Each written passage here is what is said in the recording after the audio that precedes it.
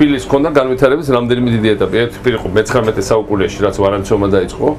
რამდენიმე ათეული წლის განმავლობაში ეს გოლოვინის რუსთაველის პროსპექტი, პლეხანოვი თელი ევროპეიზაციის მომენტი უკავშირდება ამ გრაფ ვორონცოვის სახელს.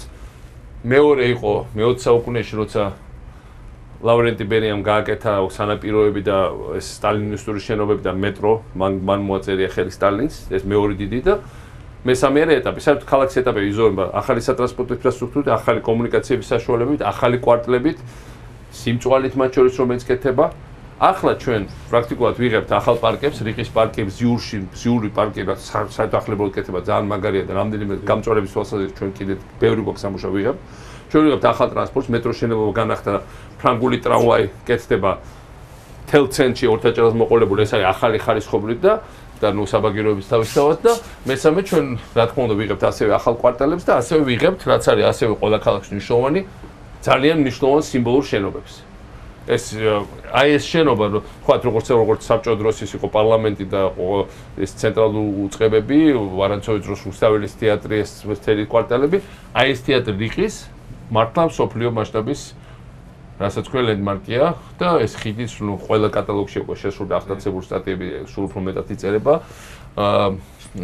ახალი უამრავი სხვა შენობა, ახალი სასტუმრო რომელიც შენდება ზემოთის 135 მეტრიანი, ბოლოსაც მოაწერეთ ხელი.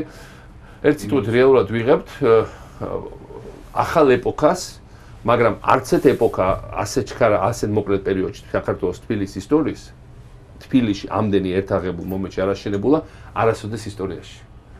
არც ერთ დროს, არც მე-10 საუკუნეში, არც მე-11-ში, არც მე-12-ში, ნუ ხეთ მაშინ სხვა ტემპები იყო შენებობს, არც მე-19-ში, არც მე-20-ში, როგორც შენდება ამ რამდენიმე წელიწადში თბილისში.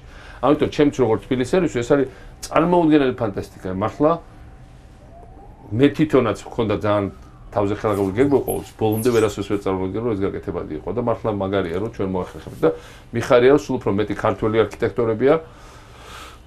ჩავანაცვლეთ შენებლები პრაქტიკულად 80% და უნდა მივახციოთ რომ შემდეგ ორ წელიწადში არც ერთი ჩინელი და სხვა არ დაგჭირდეს აქ ჩვენ უნდა ვაშენოთ ყველაფერი. ხა მარტივი რაღაცა შემდუღელები არ ყავს საკმარისი ეს ტექნიკური სასწავლებელი რო ყავს პირველი რაც უნდა დავა შემდუღელები გავუყოთ მე ჩვენი ხალხი უნდა დავასახოთ.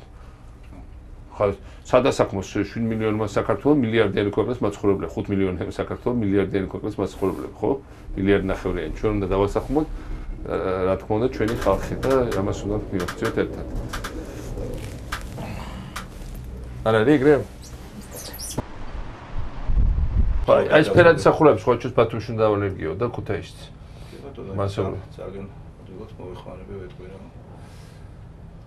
ძალიან ლამაზ სახურები ეს ფერადი მოდიოს ფერადი სახურები ნახე როგორია ეს ჭადრაკივით რო ესე ძალიან ლამაზ გამოდის სკოლის შენობა კი და ეს მეორე სკოლის შენობა ეს რაღაც ერთმანეთს სწორად საერთოდ შარდერის განვითარება დაიწყო 2004 წელს. 2004 წელს გაიხსნა პირველი რესტორანი.